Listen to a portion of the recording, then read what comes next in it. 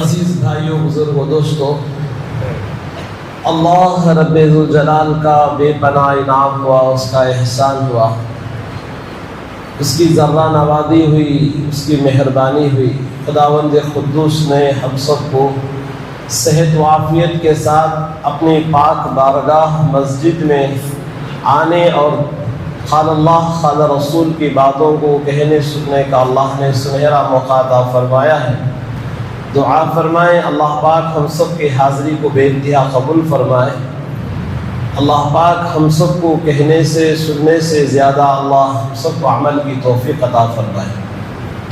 معزز حضرات، بزرگوں اور دوستوں، اللہ رب ذوالجلال اس دنیا کے نظام کو چلا رہے ہیں اور چلاتے رہیں گے،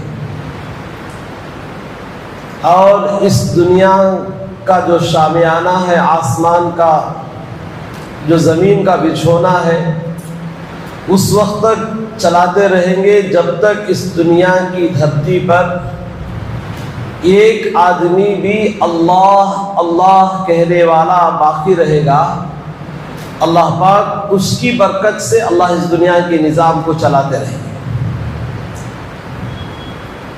جب اس دنیا کے اندر اس اللہ وحدہ لا شریک کا نام لینے والا کوئی باقی نہیں رہے گا، اس اللہ کو یاد کرنے والا کوئی باقی نہیں رہے گا، تو اس وقت اللہ پاک اس دنیا کے نظام کو، اس دنیا کے آشیانے کو اور یہ آسمان اور زمین کے تمام چیزوں کو اللہ پاک توڑ پھوڑ کر ختم کر دیں گے۔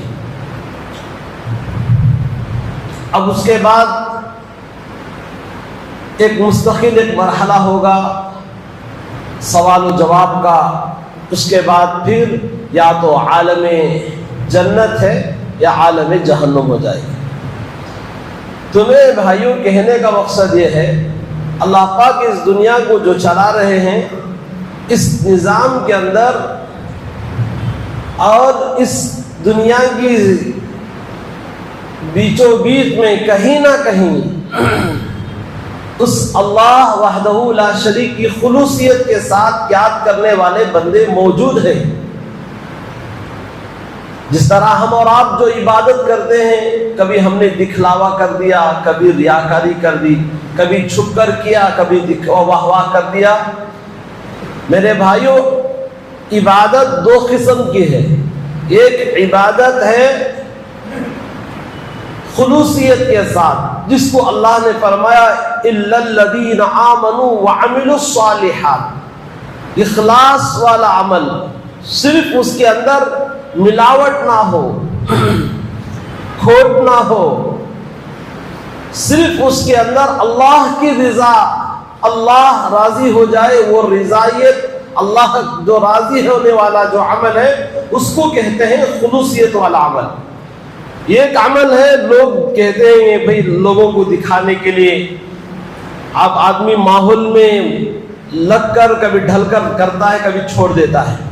جس طرح اکثر لوگ رمضان آتا ہے تو لوگ کیا کرتے ہیں، ماحول میں لگے ہوئے چند دن نماز پڑھے چھوڑ دے، پہلی صف میں آتے ہیں لوگ، باقاعدہ پورے 12 مہینے میں پہلی صف میں ان لوگوں کو جگہ ملتی نہیں، کبھی کبھی وہ لوگ آتے ہیں پورا ماشاءاللہ، اچھی بات ہے، رمضان میں آتے ہیں، عبادت کرنا بھی چاہیے، لیکن ایک ماحول ہے، ماحول چلا گیا، رمضان چلا گیا، پھر وہ لوگ بھی باہر چلے جاتے ہیں۔ ماحول سے متاثر ایمان والا کبھی نہیں ہوتا، ایمان والے سے ماحول متاثر ہوتا ہے۔ بہرحال تو عزیزو، ہمیں چاہیے ہمارے اندر اخلاص والا عمل ہو، اللہ کو راضی کرنے والا عمل ہم کریں۔ تو میں نے ابھی آپ حضرات کے سامنے قرآن پاک کی ایک آیت، دو جگہ سے آیتیں تلاوت کی، دونوں پارے نمبر 11 کی آیت ہے، ایک سورہ یونس کی آیت ہے، ایک سورہ توبہ کی آخری آیاتوں میں سے آیت ہے۔ اللہ سورہ یونس میں اللہ فرماتے ہیں الا ان اولیاء اللہ لا خوف علیہم ولا هم يحزنون۔ اللہ پاک کل قیامت کے دن چند لوگ، چند مخلص بندے اللہ کے ایسے بندگان خاص جو اللہ کے خاص مخصوص بندوں میں سے چند لوگ ایسے ہوں گے جنہیں اولیاء کرام کہا جاتا ہے، بزرگان دین کہا جاتا ہے، جنہیں اللہ کے مخصوص بندے، وہ بھی ہم جیسے تھے، وہ بھی ہماری جیسے ہاتھ پیر دل دماغ، لیکن ان کی عبادت میں ہماری عبادت میں زمین آسمان کا فرق ہے۔ وہ ڈرتے اللہ سے بہت زیادہ تھے، ہم ڈرتے نہیں کسی سے۔ ارے کسی سے کیا ڈرنا، لوگ کہتے ہیں کسی سے کیا ڈرنا، کسی کے باپ کے ہم تھوڑی کھاتے، ہم کسی سے نہیں ڈرتے۔ میرے بھائیو، دنیا سے کیوں ڈرتے ہو؟ ڈرو تم اس اللہ سے، ڈرو تم اس رسول اللہ سے ڈرو جن کے سامنے میری اور آپ کی حاضری ہونا ہے، میں اور آپ اللہ کے بارگاہ میں پہنچنا ہے ہم سب کو۔ اس اللہ سے ڈرو، اس نبی پاک حضرت محمد مصطفیٰ صلی اللہ علیہ وسلم کے فرامین مبارکہ کو اپنانے کی فکر کرو۔ تو میرے بھائیوں، چند لوگ کل قیامت کے دن نہ ان کو کوئی حزن و ملال ہوگا، نہ ان کو کوئی ٹینشن ہوگا، نہ ان کو کوئی غم ہوگا۔ لا خوف علیہم ولا ہم یحزنون، وہ بالکل مست و مگن ہوں گے، بالکل ٹینشن فری، بالکل بہت حشاش بشاش ہوں گے۔ کس دن؟ یوم آخرت کے دن، حشر کے دن، حشر کے میدان میں بہت آرام پرسکون کی حالت میں ہوں گے۔ وہ اللہ کے برگزیدے اور خاص بندے۔ میرے بھائیوں، انہی میں سے علماء نے کتابوں میں کئی واقعات لکھے ہیں۔ میں چاہتا ہوں کہ آپ، یہ دلی کا ایک علاقہ ہے کلیر، جن کا نام ہے حضرت صابر کلیر رحمت اللہ علیہ۔ علماء نے کتابوں میں بڑی وضاحت کے ساتھ حضرت کا واقعہ لکھا ہے، جن کا نام کئی لوگ جانتے نہیں ہیں کہ حضرت کا نام اصل کیا ہے۔ حضرت کا اصل نام علاؤ الدین تھا۔ ان کے ماں باپ نے کیا نام رکھا؟ علاؤ الدین نام رکھا۔ بعد میں جا کر حضرت کا نام صابر کلیر بن گیا۔ حضرت کے ایک ماموں تھے، دلی کے علاقے میں بہت مشہور و معروف بزرگ، ایک اللہ والے، ایک خدا رسیدہ، خدا ترسیدہ، اللہ کے بارے میں اللہ کا خوف کرنے والے، متقی پرہیزگار، جسے خواجہ فرید الدین گنج شکر رحمت اللہ علیہ کہا جاتا ہے۔ حضرت خواجہ فرید الدین گنج شکر رحمت اللہ علیہ کے یہ بھانجے تھے۔ تو حضرت کی خدمت میں آپ کی والدہ نے تعلیم و تربیت کے لیے وقف کر دیا۔ ہر کسی نہ کسی ایک اللہ والے کے پیچھے یا تو ان کی ماں کا ہاتھ ہوتا ہے، یا ان کے پیچھے کسی متقیوں کا ہاتھ ہوتا ہے، جن کے پیچھے یہ طاقت آگے بڑھنے کے بعد ایک منصب پر، ایک منزل پر، ایک عہدے پر جا کر وہ انسان پہنچ جاتا ہے۔ اب ماؤں کی تربیت تھی، ماں چاہتی تھی کہ اپنے بچے نیک بنے۔ دنیا میں کوئی ایسی ماں جو نہیں چاہتی کہ میرا بچہ نیک بنے، میرا بچہ اللہ والا بنے، میرا بچہ متقی پرہیزگار بنے۔ ہر ماں چاہتی ہے کہ اپنے بچے اچھے بنے۔ تو چنانچہ حضرت صابر کلیر رحمت اللہ علیہ کی والدہ نے تربیت کے لیے اپنے ماموں کے پاس اپنے بھائی کے ہاتھ چھوڑ دیا۔ کہا کہ بھائی، یہ میرا بچہ ہے، اس کی تربیت کرو۔ تو حضرت دھیرے دھیرے بچے کو پڑھا بھی رہے تھے، پل بھی رہے تھے، پڑھ بھی رہے تھے۔ دھیرے دھیرے جب پروان چڑھنے کے بعد ایک وقت آیا، 11-12 سال کی عمر کے بعد آپ کے اندر وہ جو چیزیں دیکھنا چاہتے تھے، زمانہ دیکھنا چاہتا تھا، دنیا دیکھنا چاہتی تھی، آپ کے پیر و مرشد حضرت بابا فرید الدین گنج شکر رحمت اللہ علیہ دیکھنا چاہتے تھے، وہ چیزیں ابھر کر آنے لگی۔ وہ تقوی، وہ زاہدانہ زندگی، وہ خدا کا خوف بچپن ہی سے نمایاں، بچپن ہی سے آپ کے اندر وہ چیزیں نظر آنے لگی۔ آخرکار آپ کے ماموں حضرت پیر و مرشد حضرت بابا فرید الدین گنج شکر رحمت اللہ علیہ کے پاس ایک لنگر خانہ چلتا تھا، اس کے آپ کو ذمہ داری دی گئی۔ آپ وہاں گئے اور ذمہ داری نبھانے لگے، کئی سال تک خدمت میں لگے۔ کئی دنوں کے بعد آپ کی ماں حضرت صابر کلیری رحمت اللہ علیہ کی والدہ آ کر بیٹے کو دیکھا تو بیٹا ایسے لنگر خانے کی طرف جہاں سووں میں ہزاروں کی مقدار میں لوگ آتے، عبادت کرتے، اللہ اس کا رسول صلی اللہ علیہ وسلم کا دین سیکھتے، نماز سیکھتے، روزے کو سیکھتے، مسائل کو سیکھتے، وہاں ایک لنگر خانہ تھا، اس کی خدمت میں لگائے تھے، اور آپ نے بھی کہا جاؤ اس لنگر خانے کی بھی اور نگرانی بھی کرتے رہو، کھاتے پیتے رہو، اور یہ سمجھ کر ماموں نے چھوڑ دیا تھا۔ دیکھا چند دنوں کے بعد ماں آ کر دیکھا تو بچہ سوکھ کر کانٹے کی طرح ہو گیا ہے۔ ماں نے پوچھا بیٹا علاؤ الدین کھاتے ہوتے نہیں ہو، یہ جوانی میں یہ عمر میں اتنا سوکھ کر مونڈ ہو گئے ہو، کانٹے کی طرح ہو گئے ہو۔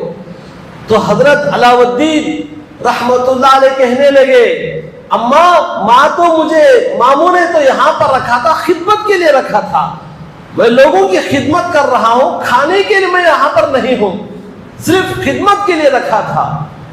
پھر کیا کرتے ہو؟ لوگ کھانے سے فارغ ہو جاتے ہیں، چلے جاتے ہیں، میں جنگل چلے جاتا ہوں، 12 سال تک جنگل کے اندر جاتے پتے کھا کر زندگی گزاری۔ اللہ میرے بھائیوں معمولی بات نہیں ہے، یہ جد و جہد ہے، قربانیاں ہیں، یہ اللہ سے ڈرنے والوں کے ساتھ یہ واقعات پیش آتے ہیں۔ آخرکار حضرت بابا فرید الدین گنج شکر رحمت اللہ علیہ کے پاس اپنی بہن جا کر شکایت کر دی، کہا فرید الدین دیکھا نہیں میرے بچے کی کیا حالت ہو گئی ہے، میرا بچہ سوکھ کر کانٹے کی طرح ہو گیا ہے۔ تو اس وقت میں بابا فرید الدین گنج شکر رحمت اللہ علیہ اپنے بھانجے سے دیکھا، نگاہ ڈالی تو اس سے بھی پہلے ہی سے حضرت کے اندر وہ چیزیں نظر آ رہی تھی جو ایک وقت کے کامل ولی کے اندر وہ چیزیں نظر آنا تھا، وہ بچپن ہی سے وہ چیزیں نظر آ رہی تھی۔ آپ کے پیر و مرشد حضرت بابا فرید الدین گنج شکر رحمت اللہ علیہ کہا علاؤ الدین اتنا صبر کیے ہو، لگتے ہو بہت صبر کیے ہو، صابر ہو گئے ہو تم۔ اس کے بعد سے حضرت کا نام صابر پڑ گیا۔ آپ اپنا نام چھپا دیے، اپنے پیر و مرشد نے جو لقب دیا اسی لقب کو انہوں نے اپنا لیا۔ اتنا صبر کیا، اتنا زہد و تقوی آتا گیا آپ کے اندر، آپ جوان ہو گئے۔ آخرکار آپ کی ماں نے آ کر کہا اپنے بھائی سے، حضرت فرید الدین گنج شکر رحمت اللہ علیہ سے کہا کہ میرا بیٹا جوان ہو گیا ہے، اس کو میں چاہتی ہوں آپ اپنی بیٹی کا نکاح میرے بیٹے سے کر دے۔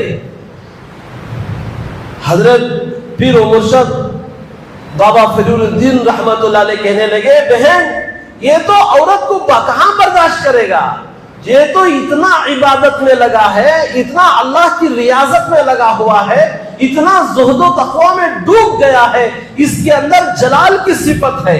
یاد رکھو درمیان میں ایک بات کہتا ہوں، آپ یہاں ٹھہر کر ایک بات کو سمجھیے، دو قسم ہے، ایک جلال ہے ایک جمال ہے۔ جلال اللہ کے اندر خصوصی صفت ہے، اللہ کے اندر۔ جمال حضرت رسول اللہ صلی اللہ علیہ وسلم کے اندر جمال کی صفت ہے۔ جلال کے معنی آتا ہے غصہ ہو جانا، بالکل غصہ ہو جانے کو جلال کہتے ہیں، جمال ٹھنڈک کو کہتے ہیں۔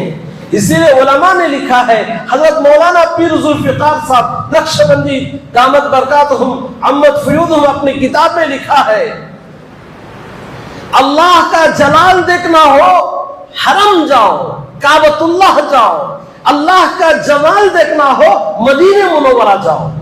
اللہ کے جلال کی جگہ مکہ معظمہ ہے، اللہ کی جمال کی جگہ وہ مدینہ منورہ ہے۔ خدا کرے اللہ ہم سب کو دونوں جگہ کی بار بار حاضری نصیب فرمائے۔ تو میرے بھائیوں، آخرکار حضرت بابا فرید الدین گنج شکر رحمت اللہ علیہ نے کہا میرے بھانجے کے اندر جلال کی صفت ہے۔ کئی اللہ والوں میں جلال کا غلبہ ہوتا ہے، کئی اللہ والوں میں جمال کا غلبہ ہوتا ہے۔ اسی طرح حضرت صابر کلیری رحمت اللہ علیہ کے اندر جلال کا غلبہ تھا، وہ کہاں برداشت کرے گا عورت کو؟ اب بہن تھی، عورت ذات ہے، تو آخرکار وہ جو تانے وغیرہ وہ کہنے لگی، ہاں ہاں تم کم چاہتے ہو کہ میں بیوہ ہوں، بیوہ اور یتیم بچے کو تم اپنے بیٹے کو کہاں دو گے؟ تم تو چاہتے اچھے اونچے خاندان میں اپنی بیٹی کا نکاح کرنا چاہتے ہو۔ حضرت نے کہا نہیں بہنا، ایسی بات کوئی نہیں، میں دینا چاہتا ہوں لیکن اس کے اندر برداشت کی وہ صفت نہیں ہے۔ آخرکار نکاح ہو گیا۔ اب نکاح ہو گیا، حضرت کیا عبادت میں لگے، تہجد بہت دیر سے پڑھنے کے بعد گھر آئے تو دیکھا کہ اندر ایک عورت بیٹھی ہے۔ حضرت نے کہا کون ہے؟ کہا کہ میں تمہاری بیوی ہوں، ابھی نکاح کر کے آئے ہو۔ تو میرے بھائیوں، حضرت نے فوراً ایک نظر ڈالی تو اور اس دلہن کے اندر جو دنیا کی جو چیزیں تھیں، دنیا کی طرف کچھ جھکاؤ تھا، وہ جل کر خاک ہو گئی، لیکن عورت نہیں جلی، بیوی جلی نہیں، دنیا کے جو چیزیں ان کے اندر تھیں وہ چیزیں جل کر ختم ہو گئی۔ علماء نے لکھا ہے، مورخ نے اپنی کتابوں میں لکھا ہے، تو چند دنوں کے بعد اللہ نے انہیں اولاد بھی دی۔ ان کی کرامات میں سے یہ بھی کہا ہے عورت جل گئی، ایسا نہیں ہے، ان کے اندر جو چیزیں دنیا کی جو لگاؤ کو چیزیں جھکاؤ ہوتی وہ جل کر ختم ہو گئی۔ ایک اولاد بھی دی اللہ نے، اور بچوں میں بھی، بیوی کے اندر بھی وہ زاہدانہ صفت آنے لگی۔ اتفاق سے حضرت کے کئی مرید تھے اور انہی میں سے چند لوگ، ابھی حضرت کسی کو خلافت نہیں دیا تھے، کسی کو اپنا خاص مرید نہیں بنایا تھا، تو انہی میں سے کسی نے آ کر گھر میں پوچھا بچہ جو آپ کا جوان ہے وہ بھی سوکھ گیا ہے، لال پیلا ہو رہا ہے۔ کسی نے پوچھا بچے طبیعت تو ٹھیک ہے، اور اچانک اس نوجوان کی زبان سے نکل گیا 3 دن ہو گیا کھانا کھا کر۔ تو فوراً مریدی باہر گئے اور اپنے گھر سے ساز و سامان، کچھ غلہ اناج لا کر گھر میں اونڈیل کے چلے گئے۔ حضرت جب باہر سے گھر آئے تو دیکھا کہ اناج گھر میں بھرا ہوا۔ حضرت نے پوچھا یہ کیا ہے؟ سارے مریدین کہنے لگے حضرت ہم آپ کے خدام ہیں، آپ کی ضرورت پوری کریں گے، آپ ہمیں اشارہ کریں، آپ ہمیں حکم کیجئے، ہم آپ کی خدمت میں لگے ہیں، آپ کے گھر کو سونے چاندی سے بھر دیں گے، آپ ہمیں آخرت کی طرف ہمیں رجحان کرا رہے ہیں، ایک اللہ سے ہمارا رشتہ مضبوط کر رہے ہیں، آپ ہماری آخرت بنا رہے ہیں، ہم آپ کی دنیا بھی ضرورت پوری نہ کریں۔ آخرکار حضرت نے خاموشی اختیار کر لی۔ جب وہ چلے گئے تو حضرت نے پوچھا کس نے بتایا ہے ہمارے گھر کی فقر و فاقہ کی حالت، ہماری گھر کی کیفیت کس نے بتایا؟ معلوم ہوا آپ کا بچہ تھا، اس نے زبان سے کھول دیا تھا۔ تو فوراً نماز پڑھے، دعا مانگی، الہی جو میرے گھر کا راز فاش ہو گیا، اب راز نہ رہا، یہ راز فاش ہو گیا، جس نے میرے گھر کے راز کو فاش کر دیا اس کو تو اٹھا لے۔ علماء نے لکھا ہے کتابوں کے اندر فوراً اسی وقت میں آپ کا جوان بچہ مر چکا۔ پھر آپ کے حالات فخر و فاقہ والی زندگی گزارنا شروع کر دی۔ میرے بھائیوں، ایسی زاہدانہ زندگی گزارنے کے بعد آپ کے ماموں حضرت خواجہ فری الدین گنج شکر رحمت اللہ علیہ نے کہا آپ کے اندر ولایت کی وہ چیزیں پوری نظر آ رہی تھی، آپ کو دلی کا علاقے میں بھیجا، جاؤ دلی کے علاقے میں کام کرو۔ دلی کے علاقے میں خلافت کرنے کے لیے آپ کے فری الدین گنج شکر رحمت اللہ علیہ کے ایک خلیفہ تھے جمال الدین حنفی رحمت اللہ علیہ، کہا کہ جاؤ یہ ہمارا خط ہے، یہ لے کر جمال الدین حنفی کے پاس دستخط کرا دو۔ حضرت صابر کلیری رحمت اللہ علیہ وہ خط لے کر گئے، جا کر جمال الدین حنفی سے کہا میرے پیر و مرشد میں یہ خط دے آپ کے حوالے کہ آپ یہاں دستخط کر دیں۔ جس وقت میں پہنچے تھے وہ مغرب کا وقت تھا، آج کل کی طرح یہ خمخمے لائٹ چراغیں اتنا نہیں تھی، وہ چراغوں کا زمانہ تھا، تو اور چراغ بجھ گیا تو حضرت جمال الدین حنفی نے کہا چراغ بجھا ہوا ہے، تھوڑی دیر بیٹھ جاؤ، چراغ جب جلے گا تو اس کے بعد دستخط کر دیں گے۔ حضرت صابر کلیری رحمت اللہ علیہ گئے، جا کر دیکھا کہ جو چراغ بجھا ہوا ہے، آپ قریب گئے، یہ پھونک مارا، وہ بجھا ہوا چراغ جلنے لگا۔ میرے بھائیوں، اللہ والے، اللہ کے خاص برگزیدہ بندے جو ایسے ہوتے ہیں ان کے اندر وہ چیزیں سما جاتی ہیں۔ آپ کبھی آنکھ میں کوئی چیز پڑ جاتی ہے، آپ کپڑا اٹھا کر اور ایک پھونک مار کر لگا دو, آنکھوں میں کیا ہوگی میرے بھائی؟ ٹھنڈک آئے گی. یہی پھونک اگر چولہے میں جلا دو, پھونک مارو, اس میں آگ نکلنے لگے گی. اسی طرح حضرت صابر خلیل رحمت اللہ علیہ پھونک مارا, وہ چراغ بجھا ہوا تھا, جلنے لگا. جمال الدین حنفی نے دیکھا, صابر تم نے یہ کیا کر دیا؟ تم تو یہ بجھے ہوئے چراغ کو پھونک کے ذریعے جلا دیا. اب تم دلی کے علاقے میں جاؤ گے, وہاں بادشاہوں کا زمانہ ہے, بادشاہ وہاں وزراء کام کرتے ہیں, اچھے بھی رہیں برے بھی رہیں گے. آپ اگر دلی جاؤ گے, دلی کو جلا کر راکھ کر دو گے. اٹھایا وہ خط کو, اٹھا کر پھاڑ دیا. اب جیسے ہی اپنے پیر و مرشد کے خط کو لے کر آئے تھے, پھاڑ دیا. تو حضرت نے کہا تم نے ہمارا خط پھاڑ دیا, ہم نے تمہاری ولایت کا خط پھاڑ دیا. علماء نے لکھا ہے جمال الدین حنفی کے خاندان میں بعد کوئی ولی پیدا نہیں ہوا. آخرکار حضرت پھر واپس ہوئے, اپنے ماموں پیر و مرشد کے پاس گئے اور کہا کہ انہوں نے میرے خط کو پھاڑ دیا, اب میں کہاں جاؤں؟ حضرت نے کہا ایسا کرو, تم کلیر شریف چلے جاؤ, جہاں کلیر کا علاقہ ہے اس علاقے میں چلے جاؤ, وہاں جا کر خدمت کرنا, وہاں مخلوق اور مخلوق میں رہ کر, خدا کی مخلوق کے میں رہ کر, بندوں میں رہ کر اللہ کے بندوں کو اللہ کا تعلق کرانا, بے غرض بن کر, بے طلب بن کر اللہ کے بندوں کو دین سکھانا. بہت ساری نصیحتیں کرتے ہوئے اپنے بھانجے کو کلیر بھیج دیا. اب وہ کلیر کا علاقہ ایسا تھا, بنجر علاقہ تھا, تھے لوگ نماز پڑھتے, لیکن وہاں کے لوگوں کے اندر غرور تھا, وہاں کے لوگوں کے اندر میپنا تھا, انانیت بھری ہوئی تھی. لوگ نماز کو بھی آتے اونٹوں پر آتے تھے. اب آتے لوگ, اور حضرت مکمل 1 سال تک وہاں پر کلیر میں رہے, لوگوں پر کوئی اثر نہیں پڑا, کوئی اثر نہیں پڑا. حضرت نے سمجھایا, بتایا, لوگ ماننے کے لیے تیار نہیں. سارے لوگوں نے کہا صابر تم ہمارے علاقے کو چھوڑ کر چلے کیوں نہیں جاتے؟ چلے جاؤ, یہاں پر مت رہو, ہمیں تمہیں سیٹ نہیں ہوتا ہے, ہمیں تمہیں آپس میں ملتا نہیں ہے, اور انبی نہیں ہوتی, تم چلے جاؤ چھوڑ کر.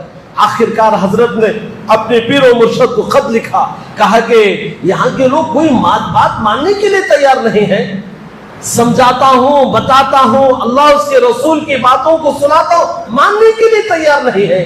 حضرت خواجہ فرید الدین گنج شکر رحمت اللہ علیہ کہنے لگے بیٹا صبر کرو, کرتے رہو, کرتے رہو, جم کر کرتے رہو. ان تنصروا اللہ ینصرکم ویثبت اقدامکم, ثابت قدمی رہو, خوب استقامت کے ساتھ کام کرو. وہاں کے جو امیر تھے اس پر بھی, وہاں پر بھی خط بھیجا, لیکن انہوں نے بھی یہی کہا. آخرکار ایک دن حضرت کیا کیے, جمعہ کی نماز کے لیے گئے. جمعہ کی نماز پڑھنے کے لیے صبح سویرے نہا دھو کر پاک صاف کپڑے پہنے, پہلی صف میں امام صاحب کے پیچھے جا کر بیٹھ گئے. اب ایک آدمی آیا نماز کے لیے اونٹوں پر, اور یہ غرورانہ وہ حشم و خدام کے ساتھ اندر آتے گئے. ایک نے کہا ارے اٹھو اٹھو, تمہاری جگہ یہاں, پیچھے جاؤ. حضرت پیچھے چلے گئے, وہ آدمی آ کر بیٹھ گیا. آج بھی بیماری ہے, کئی لوگ نماز کو آتے ہیں کیا کرتے ہیں, پیچھے سے آ کر سامنے آ جاتے, آتے نہیں آتے, پیٹوں کو ہٹا کر. غلط ہے. جب دیر آیا آدمی اس کو وہیں بیٹھنا چاہیے, دیر آنے کے بعد ہٹا کھسا کر بیٹھنا غلط ہے, گناہ ہوگا. مسجد میں آنے کے بعد بھی تم جہاں ہو وہیں اسی جگہ بیٹھ جاؤ. جب تم پہلی صف میں آنا چاہتے تو پہلی مرتبہ آ کر بیٹھو. آخرکار میرے بھائیو, حضرت صابر کلیری رحمت اللہ علیہ کو ایک نے پیچھے ہٹایا, اور ایک نے آیا وہ پیچھے ہٹایا. ہٹو ہٹو, یہ ہماری جگہ ہے, یہ ہماری جگہ ہے. مسجد اللہ کا گھر ہے, کسی کے باپ کی جاگیر نہیں ہے. کسی کو تم ہٹا نہیں سکتے, چاہے کون بھی ہو. آیا ہے وہ اس کا مستحق ہے, غریب, امیر, رئیس, مالدار, چاہے جو بھی جتنا بڑا ہو, یہاں پر ہر ایک کو جگہ جو متعین ہے. میرے بھائیوں کسی کی جگہ متعین نہیں ہے, جو پہلے آتا ہے وہ جگہ وہ پا لیتا ہے. آخرکار حضرت صابر کلیری رحمت اللہ علیہ کو پیچھے ڈھکیلتے ڈھکیلتے لوگوں نے کیا کر دیا, فٹ پاتھ پر باہر کھڑا کر دیا. اب حضرت صابر کلیری رحمت اللہ علیہ جمال والے تو بزرگ نہیں تھے, جلالی بزرگ تھے. دیکھا سارے لوگ نماز کے لیے کھڑے ہو گئے اور سب سجدے میں چلے گئے. پورے لوگ حضرت کو باہر کھڑا کر دیا, گیٹ کے باہر چلے گئے. اب حضرت جلال میں آئے, اپنے پیر و مرشد نے کہا تھا اب تمہارے حوالے تم جیسے چاہو کرو. ارے باپ اپنے بچے کو سمجھاتا ہے, بتاتا ہے, پاؤں پکڑ لیتا ہے, ہاتھ پکڑ لیتے, میرے بچے ایسا نہ کرو. جب بچہ ضد پر آ جاتا ہے اب تھپڑ لگاتا ہے. اسی طرح حضرت صابر کلیری رحمت اللہ علیہ جلال میں آ گئے اور مسجد سے کہا, سارے سجدے میں چلے گئے. مسجد سے کہا رہے تو کیوں کھڑی ہے, تو بھی سجدے میں چلی جاتا تھی. آخرکار وہ مسجد بھی سجدے میں چلی گئی. سارا کلیر شریف پورا دب کر مر کر شہید ہو گیا.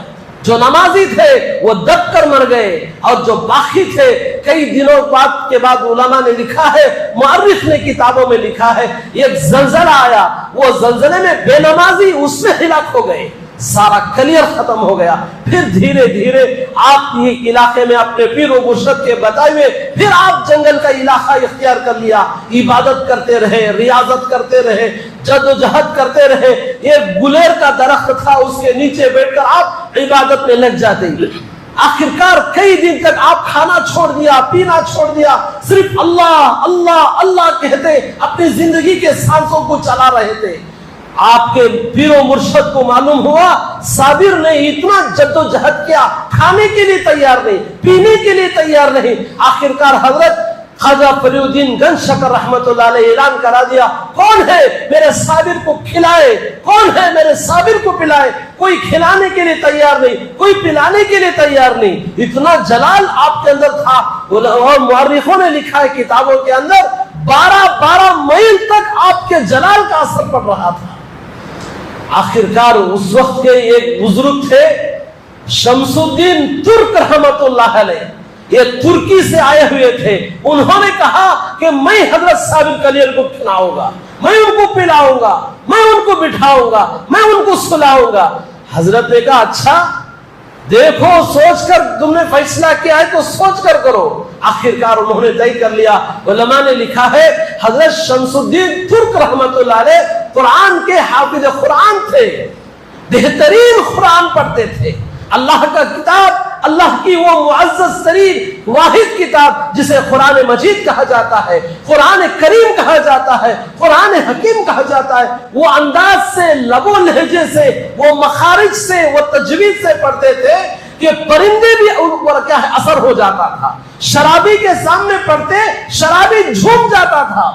وہ انداز سے حضرت شمس الدین ترک قرآن کو پڑھا کرتے تھے. اب حضرت شمس الدین ترک رحمت اللہ علیہ آگے بڑھے تو حضرت خواجہ فریع الدین رحمت اللہ علیہ نے کہا دیکھو سامنے سے مت جانا, پیچھے سے جانا. سامنے سے جاؤ گے میرا صابر اگر تمہیں دیکھ لے گا تو پتہ نہیں کیا حال ہوگا, پیچھے سے جانا. آخرکار حضرت شمس الدین ترک رحمت اللہ علیہ پیچھے جا کر بیٹھ گئے اور قرآن کی تلاوت کر رہے تھے.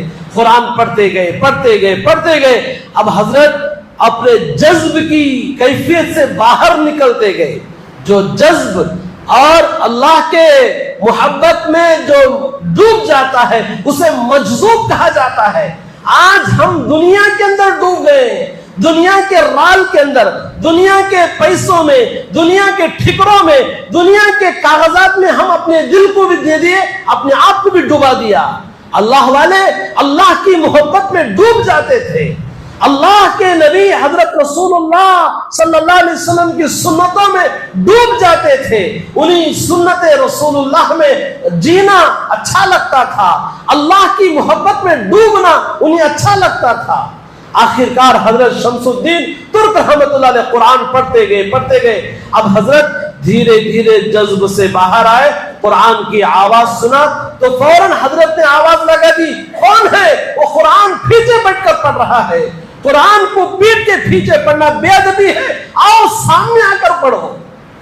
حضرت شمس الدین ترک رحمت اللہ علیہ اب ہمت کی, اب قرآن سہارا تھا لے کر آگے آئے. میرے بھائیوں آج بھی ہم بھی قرآن سنتے ہیں, رمضان میں قرآن سنتے ہیں, کچھ حرکت ہوتی ہے, رمضان چلا گیا, قرآن کے اثر کو ہم نے کیا کر دیا, پسے پشپ ڈال کر دنیا میں لگ گئے. ایک آیت سن کر لوگوں نے قرآن کو سنا, زندگی کو بدلنے کے فیصلے کیے. آج ہم پورا قرآن سن رہے ہیں لیکن کبھی ہم نے گانا نہیں چھوڑا, کبھی ناچ گانا نہیں چھوڑا, کبھی ماں کو ستانا نہیں چھوڑا, कभी पड़ोसी को तकलीफ देना नहीं छोड़ा, कभी दुकान में डंडी मारना नहीं छोड़ा, कभी रिश्वत खाना नहीं छोड़ा, कभी सूद फंडों को चीटियों को और चलाने का नहीं छोड़ा हमने।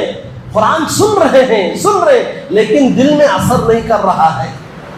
शर्म की बात है, शर्म से डूब कर मर जाना चाहिए। खुदा के कुरान को सुनकर कभी हमने चीटियों को फंडों को नहीं छोड़ा और रिश्वत खाना नहीं छोड़ा, सूद खाना नहीं छोड़ा, झूठ बोलना नहीं छोड़ा, बीवी को सताना नहीं छोड़ा, पड़ोसी को तकलीफ देना नहीं छोड़ा। फिर क्या कर सकते हैं हम? मौत के वक्त में तमन्ना करते हैं कलमे वाली मौत आ जाए, सजदे वाली मौत आ जाए। नहीं भाइयों, जिंदगी को बदलने के फैसले करो। जब जाकर अल्लाह पाक क्या करेंगे, इनकी बरकत से और कुरान की तिलावत की बरकत से जिंदगी को बदलने के फैसले करो। आखिरकार हजरत शमसुद्दीन तुर्क रहमतुल्लाह अलैह बैठकर आगे आकर अब कुरान को पढ़ना शुरू किया।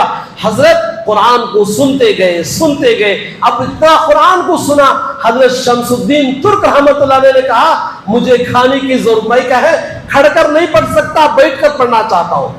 हजरत ने कहा बैठ जाओ, कौन रोका है तुम्हें, बैठ कर पढ़ो। हजरत ने कहा तुम भी बैठ जाओ। हजरत साबिर कलेनी रहमतुल्लाह अलैह कहने लगे मैं बैठता नहीं, मैं खड़ता हूँ। अब हजरत ने कहा हम भी बैठ कर नहीं पढ़ेंगे, हम भी खड़े रहेंगे। आप अगर मैं बैठता हूं तो आप भी बैठ जाएं, वरना मैं कुरान नहीं पढ़ूंगा। कुरान से मोहब्बत हो गई थी, कुरान से इश्क हो गया था। कहा कि चलो बाबा मैं भी बैठ जाता हूं। अब आखिरकार हजरत ने बैठ गए। अब उसके बाद थोड़ी देर और पढ़े, कहा कि मुझे भूख लग रही है, मैं खाना खाना चाहता हूं। हजरत ने कहा चलो ये गुलेर खा लो, ये चीजें खा लो। हजरत ने कहा तुम भी खाओ। अब साबिर कलील रहमतुल्लाह ने कहा मैं नहीं खाऊंगा। हजरत ने कहा फिर मैं भी नहीं खाऊंगा, फिर मैं कुरान भी नहीं पढ़ूंगा। हजरत ने कहा नहीं चलो बाबा मैं भी खा लेता हूं। अब बैठ भी गए, खा भी लिए। अब उसके बाद कहा कि मैं थोड़ी देर लेटना चाहता हूं। कहा कि लेट जाओ, उसके बाद कुरान पढ़ना। कहा कि नहीं आप भी लेटो। अब उसके बाद खड़े थे, बैठ भी गए, खा भी लिए, अब थोड़ी देर लेट भी गए। अब शाम होने लगी तो हजरत शमसुद्दीन तुर्क रहमतुल्लाह अलैह कहने लगे अब मैं वापस जाना चाहता हूँ, दिल्ली जाना चाहता हूँ। कहा कि कहाँ जाओगे? कहा कि वहां पर जो हमारे एक उस्ताद है हजरत ख्वाजा फरीउद्दीन गंजशकर रहमतुल्लाह अलैह। अब हजरत साबिर कलेनी रहमतुल्लाह अलैह फरमाने लगे हाँ अच्छा, मेरे पीरो मुर्शिद मेरे मामू ने आपको भेजा है, लगता है ऐसा ही हुआ है वाकया। आखिरकार जब जा रहे थे तो उस वक्त में हजरत ने कहा शमसुद्दीन सुनो, जाते जाते सुनो, आज के बाद से तुम भी रियाजत करना चाहते हो, ज़ुहद और तक़वा करना चाहते हो, मेरे साथ रहना चाहते हो, तुम भी रहो। आखिरकार हजरत शमसुद्दीन तुर्क रहमतुल्लाह अलैह हजरत के पूरी जिंदगी में आपने सिर्फ एक आदमी को खिलाफत दी, वो हजरत शमसुद्दीन तुर्क रहमतुल्लाह अलैह। वक्त हो चुका है, अगले जुमा यही मौजू लेकर आएंगे। उसके बाद हजरत की गर्काना जिंदगी कैसी थी, आपकी वफात पर क्या मामला हुआ, हजरत शमसुद्दीन तुर्क पर क्या कैसे कुर्बानी देना पड़ी, आपके असरात से वो इलाके में क्या असरात पड़े, उसके बाद हजरत की जनाजे की नमाज किसने पढ़ाई और किसने पढ़ी, ये मुकम्मल वाक़या आइंदा जुमा लेकर आएंगे। मेरे भाइयों, इस वाक़े से मैं बताना चाहता हूँ हमारी जिंदगी के अंदर भी अल्लाह का खौफ हो, हमारी जिंदगी के अंदर भी अल्लाह के नबी हजरत रसूलुल्लाह सल्लल्लाहु अलैहि वसल्लम का तरीका हो। हम क्या हमारे अंदर भी वो चीजें कर सकते हैं जो हमारे अंदर कमी है, वो क्या है? तक़वा, तहारत, अल्लाह का खौफ, हजरत रसूलुल्लाह सल्लल्लाहु अलैहि वसल्लम का तरीका हमारी जिंदगी के अंदर आए दिन ज्यादा होना चाहिए था। दुनिया का झुकाव आया, ये दीन का गलबा धीरे धीरे कम होता गया। जो हालात हम देख रहे वो हालात हम पर आ रहे हैं। अल्लाह से दुआ फरमाए, जितनी बातें कही गई सुनी गई, अल्लाह हम सबको अमल की तौफीक अता फरमाए। अल्लाह हम सब के नाकाबिरीन बुजुर्गान दीन के नक्श कदम पर अल्लाह हम सबको चलने की तौफीक अता फरमाए। अजीजों, जाते हुए मस्जिद की तामीरी काम चलते रहते, ताउन करते हुए जाए। अल्लाह पाक सबके देने को बेइंतहा कबूल फरमाए। आमीन व आखिर दावाना अल्हम्दुलिल्लाहि रब्बिल आलमीन।